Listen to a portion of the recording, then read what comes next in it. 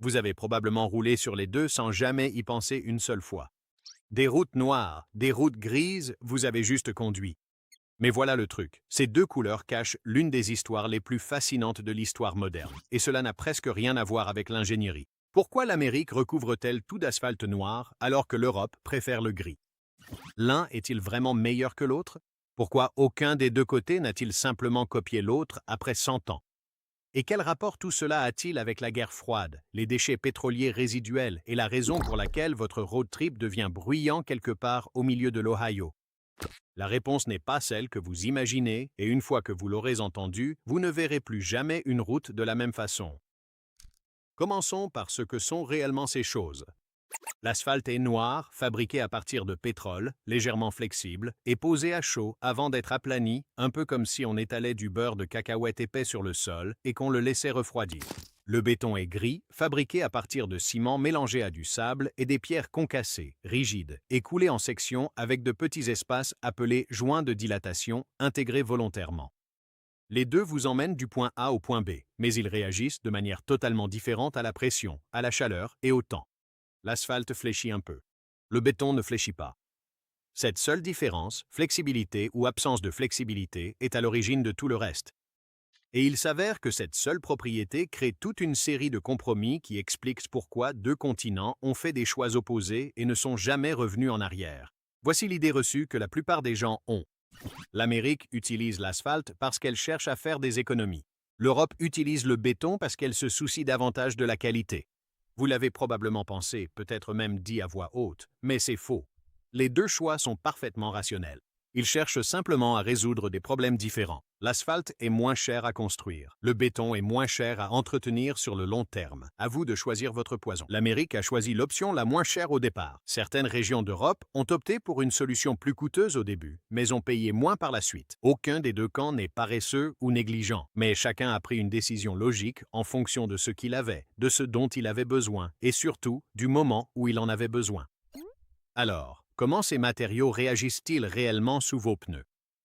Lorsqu'un camion lourd roule sur de l'asphalte, et on parle de véhicules pouvant peser jusqu'à 40 tonnes, soit à peu près le poids de 30 voitures moyennes alignées pare-choc contre pare-choc, l'asphalte fléchit légèrement pour absorber et répartir ce poids.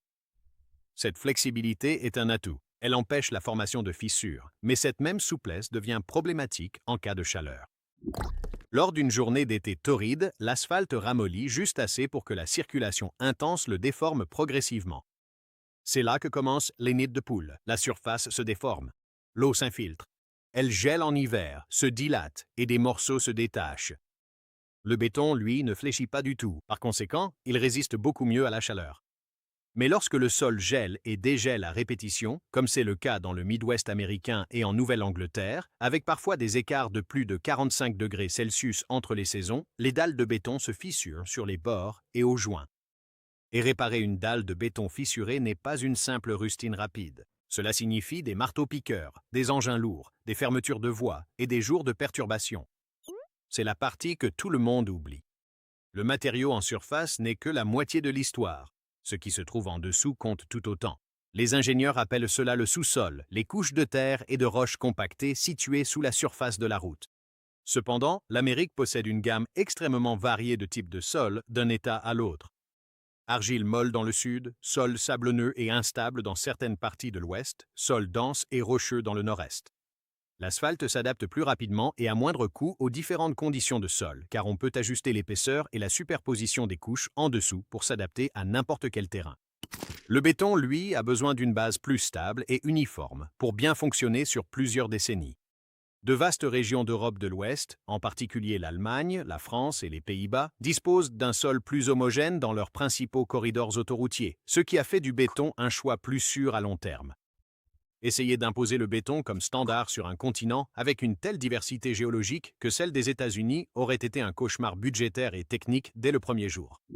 Mettons maintenant ces deux matériaux côte à côte, car les différences ne s'arrêtent pas seulement au coût.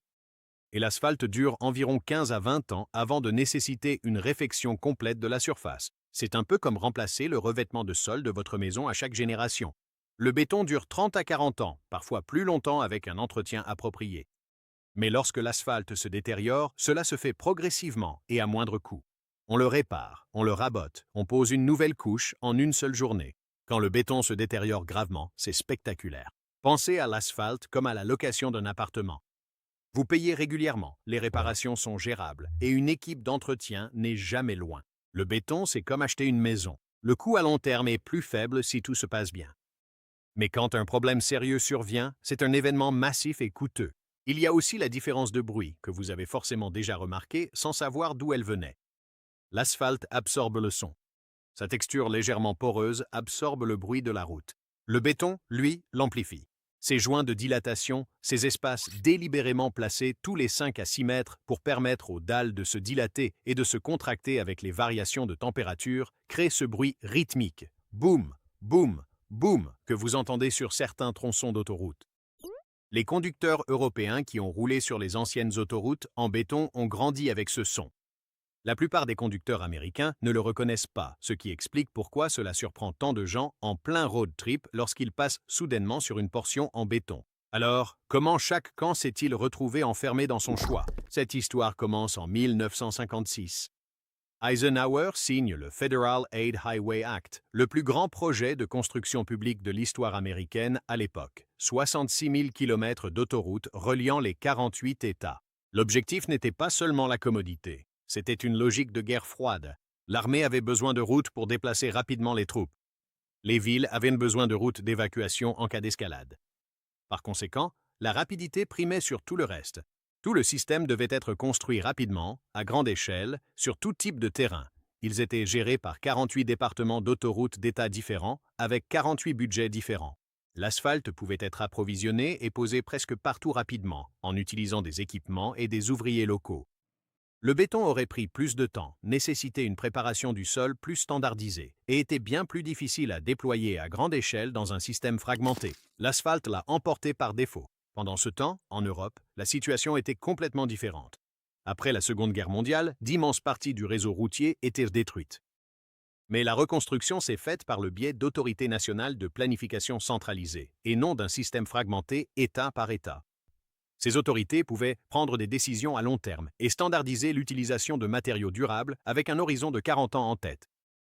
L'autobahn allemande précède en réalité la guerre, sa construction ayant commencé au début des années 1930 et les premières sections ont été construites en béton parce que les ingénieurs considéraient la durabilité à long terme comme essentielle pour une autoroute destinée à supporter un usage intensif sur plusieurs décennies.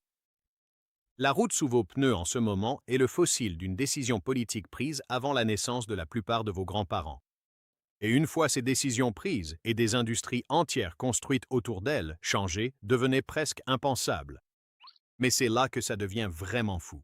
L'asphalte américain n'est pas seulement un matériau routier, c'est un sous-produit du raffinage du pétrole. Lorsque les raffineries transforment le pétrole brut en essence et en diesel, il reste au fond un résidu épais et lourd appelé bitume.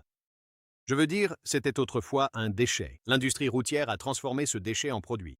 Ainsi, l'industrie américaine de la construction routière est devenue physiquement liée à son industrie pétrolière dans une boucle auto-renforcée.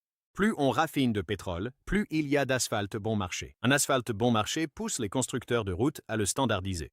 La standardisation signifie que tout l'équipement et tout le savoir-faire vont dans la même direction et que tout le système se verrouille de façon permanente. Passer au béton en Amérique ne signifierait pas seulement des routes différentes, cela impliquerait de démanteler toute une chaîne d'approvisionnement construite sur plus de 70 ans. L'Amérique recouvre essentiellement ses autoroutes avec les résidus du pétrole. Prenez un instant pour y réfléchir. Maintenant, c'est là que vous réalisez que cette différence s'est constamment manifestée dans votre vie, cachée en pleine vue. Ce bruit sourd, lors d'un voyage sur la route, les joints de dilatation en béton. L'autoroute ondulée et creusée sous la chaleur d'eau, l'asphalte qui ramollit sous le trafic. Les pistes d'aéroport sont presque toujours en béton. Les gaz d'échappement des jets sont suffisamment chauds pour détruire l'asphalte en quelques mois et un seul avion de ligne peut peser jusqu'à 400 tonnes à l'atterrissage. Les circuits de Formule 1 utilisent de l'asphalte car il offre plus d'adhérence et peut être entièrement refait entre les saisons lorsque la surface s'use. Les parkings en Amérique sont presque toujours en asphalte. Dans certaines régions d'Europe, c'est souvent du béton. On peut le reconnaître à la couleur et aux lignes de joints qui forment une grille. Les déviations de chantier qui s'éternisent pendant des semaines. C'est un remplacement de dalles en béton, pas une simple réparation rapide en asphalte. Les tabliers de pont utilisent souvent les deux. Structure en béton en dessous pour une solidité à long terme. Couche d'asphalte au-dessus pour une conduite plus silencieuse et des réparations plus faciles. Votre rendement énergétique diminue légèrement sur un asphalte ancien et rugueux, car la résistance au roulement oblige votre moteur à travailler davantage. C'est la différence entre courir sur une piste et sur un chemin de gravier, et depuis le hublot d'un avion par temps clair, vous pouvez désormais identifier les pays à la couleur de leur route. Des réseaux noirs contre des réseaux gris qui s'étendent sous vos yeux, comme une carte de l'histoire et des priorités de chaque endroit. Voici la réalité honnête que personne ne veut dire à voix haute. La qualité des routes dépend davantage des budgets d'entretien et de la volonté politique que du matériau choisi. Les pires routes d'Amérique ne sont pas mauvaises à cause de l'asphalte. Elles sont mauvaises à cause d'un sous-financement chronique. Le meilleur matériau routier du monde, s'il est négligé et mal réparé pendant des décennies, finit quand même en gravat. Et les ingénieurs des deux continents expérimentent désormais des approches hybrides. Une fine couche d'asphalte sur une base en béton pour essayer d'obtenir le meilleur des deux mondes à la fois. Le matériau n'est que la moitié de l'équation. L'argent et l'attention constituent l'autre moitié. L'Amérique a choisi le noir parce que c'était rapide, bon marché et lié à une industrie pétrolière qui le rendait presque gratuit. L'Europe a choisi le gris, là où la planification centralisée faisait de la durabilité à long terme la priorité. Aucune route n'est meilleure, ce ne sont que des réponses à des questions complètement différentes. Coulé, aplani au rouleau et parcouru chaque jour sans y penser une seconde. Maintenant, vous savez réellement sur quoi vous roulez.